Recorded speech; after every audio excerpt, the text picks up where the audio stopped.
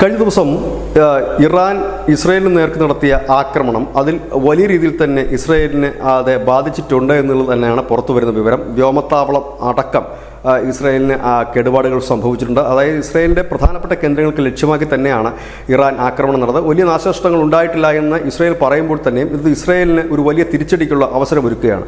ഈ തിരിച്ചടി തന്നെയാണ് ഇറാൻ ഭയക്കുന്നത്. കാരണം ഇസ്രയേലിൻ്റെ തിരിച്ചടി കേവലം ഒരു മിസൈലിൽ ഒതുങ്ങില്ല. പകരം ഇറാൻ ഏറ്റവും കൂടുതൽ ഭയക്കുന്നത് അവരുടെ ആണവ കേന്ദ്രങ്ങൾ ഇസ്രയേൽ തകർക്കുമെന്ന് തന്നെയാണ്. ബെഞ്ചമിൻ നെതന്യാഹു അത്തരത്തിൽ തന്നെയാണ് സംസാരിച്ചതും. അദ്ദേഹം പറഞ്ഞ കാര്യങ്ങൾ ഇറാന്റെ ആണവ നിലയങ്ങൾ ഉൾപ്പെടെ തങ്ങളുടെ റഡാറിനുള്ളിലാണ് എന്ന് പറയുമ്പോൾ ആ കേന്ദ്രങ്ങൾ ലക്ഷ്യമാക്കിക്കൊണ്ട് ഇസ്രയേലിൻ്റെ ആക്രമണം ഉണ്ടാകുമോ എന്നതാണ് ഇറാൻ ഭയക്കുന്നതും ലോകം ഭയക്കുന്നത്. കാരണം അങ്ങനെ ഉണ്ടാകുകയാണെങ്കിൽ വലിയൊരു ആണവ യുദ്ധം ഇല്ലെങ്കിൽ ഒരു ആണവ ദുരന്തമായിരിക്കും ലോകം സാക്ഷ്യം വഹിക്കുക.